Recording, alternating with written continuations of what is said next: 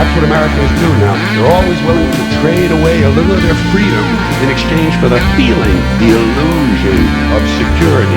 What we have now is a completely neurotic population obsessed with security and safety and crime and drugs and cleanliness and hygiene and germs. There's another thing. Germs.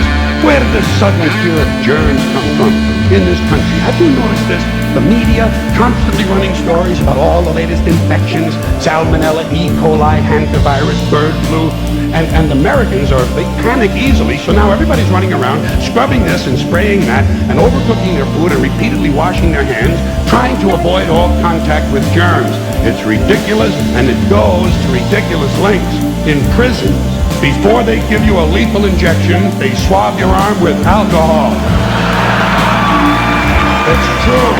It's true. It's true.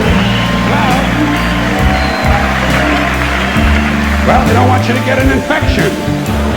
And you can see their point. Wouldn't want some guy to go to hell and be sick. It would take a lot of the sportsmanship out of the whole execution. Fear of germs, why these... Besides, what do you think you have an immune system for? It's for killing germs. But it needs practice. It needs germs to practice on. So listen. If you kill all the germs around you and live a completely sterile life, then when germs do come along, you're not going to be prepared. And never mind ordinary germs. What are you going to do when some super virus comes along that turns your vital organs into liquid shit? I'll tell you what you're going to do. You're going to get sick, you're going to die, and you're going to deserve it because you're fucking weak and you got a fucking weak immune system. Now,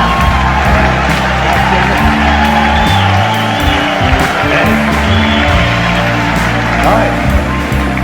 Let me tell you a true story about immunization, okay? When I was a little boy in New York City in the 1940s, we swam in the Hudson River, and it was filled with raw sewage, okay? We swam in raw sewage, to cool off. And at that time, the big fear was polio. Thousands of kids died from polio every year. But you know something? In my neighborhood, no one ever got polio. No one ever. You know why? Because we swam in raw sewage. It strengthened our immune system. The polio never had a prayer. We were tempered in raw shit.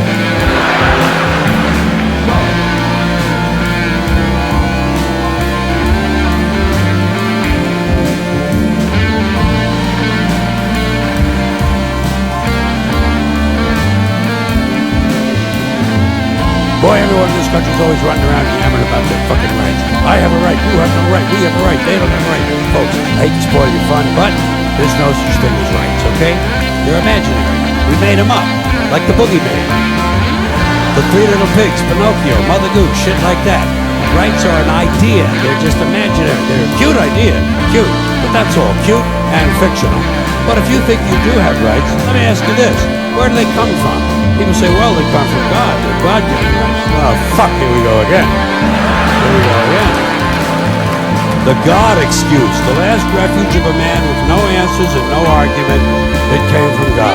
Anything we can't describe must have come from God. Personally, folks, I believe that if your rights came from God, He would have given you the right to some food every day. He would have given you the right to a roof over your head. God would have been looking out for you. He wouldn't have been worried about making sure you have a gun so you get drunk on Sunday night and kill your girlfriend's parents. But let's say it's true. Let's say God gave us these rights. Why would He give us a certain number of rights? The Bill of Rights in this country has 10 stipulations, okay? 10 rights.